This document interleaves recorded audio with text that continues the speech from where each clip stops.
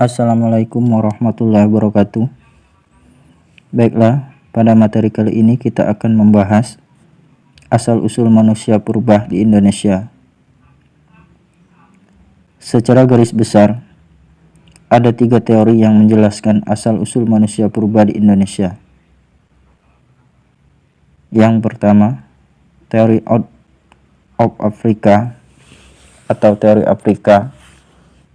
Yang kedua, teori out of Yunan atau teori Yunan. Dan terakhir, teori Nusantara. Baiklah, kita akan membahas dari yang pertama, yaitu teori Afrika. Teori Afrika menyatakan nenek moyang umat manusia berasal dari Afrika, kurang lebih pada zaman 200.000 sebelum Masehi.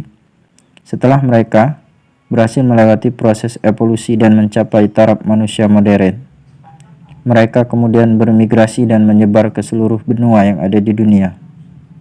Proses penyebaran ini berlangsung sangat lambat dan lama, sejak tahun 200.000 sebelum Masehi hingga 60.000 sebelum Masehi. Manusia menyebar ke seluruh wilayah di Afrika. Tahun 60.000 sebelum Masehi, manusia mulai menyebar ke Timur Tengah, Asia Selatan, Asia Tenggara, hingga Australia. Pada saat itu suhu bumi menurun yang menyebabkan terbentuknya es di bagian utara bumi, yaitu Eropa Utara dan Amerika Utara, dan menurunkan ketinggian permukaan air. Hal ini menyebabkan munculnya lebih banyak daratan yang memudahkan manusia berpindah. Tahun 55.000 sebelum Masehi, manusia mulai bergerak ke Asia Tengah. Tahun 50.000 sebelum Masehi, es mulai mencair sehingga ketinggian permukaan air mulai naik kembali. Pada saat itu manusia sudah memenuhi Asia Tengah dan memasuki Asia Timur. Tahun 45.000 sebelum Masehi, manusia menyebar hingga ke wilayah Rusia dan memasuki wilayah Eropa.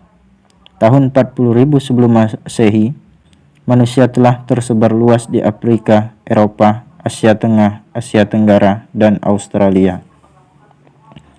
Teori Afrika memang masuk akal, namun tingkat kebenarannya masih diperdebatkan sampai saat ini.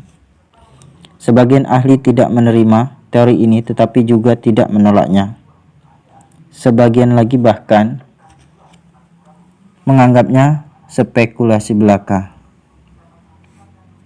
Teori yang kedua, yaitu teori Yunan. Teori Yunan menyatakan bahwa manusia purba di Indonesia yang menjadi nenek moyang bangsa Indonesia berasal dari Yunan, Cina bagian selatan.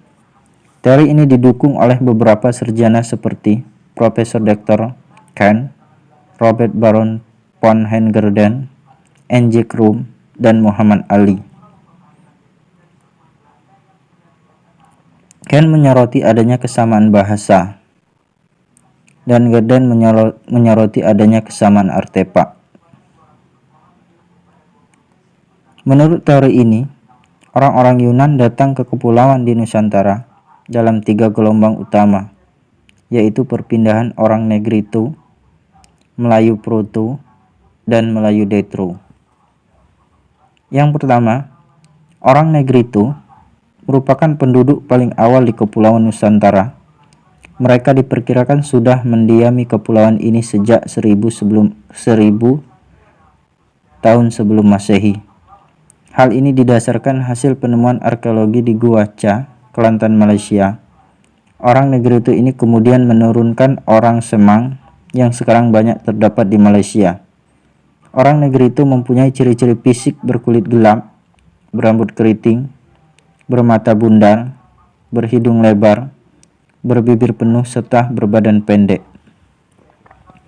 Yang kedua, Proto Melayu. Perpindahan orang Melayu Proto ke Kepulauan Nusantara diperkirakan terjadi pada 2500 sebelum Masehi. Mereka mempunyai peradaban yang lebih maju daripada orang Negrito. Hal ini ditandai dengan kemahirannya dalam bercocok tanam. Yang ketiga, Deutero Melayu. Perpindahan orang Melayu Deutero merupakan gelombang perpindahan orang Melayu kuno kedua yang terjadi pada 1500 tahun sebelum Masehi. Mereka hidup di pantai dan mempunyai kemahiran dalam berlayar. Teori yang terakhir yaitu teori Nusantara.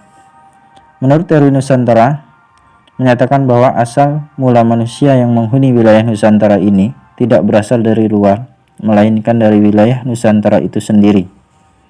Teori Nusantara didukung oleh sarjana-sarjana seperti Muhammad Yamin, Crawford, Himli, dan Sultan Takdir Ali Sabana. Teori Nusantara didasarkan pada alasan-alasan berikut.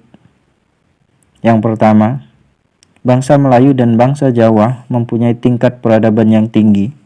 Taraf ini hanya dapat dicapai setelah perkembangan budaya yang lama.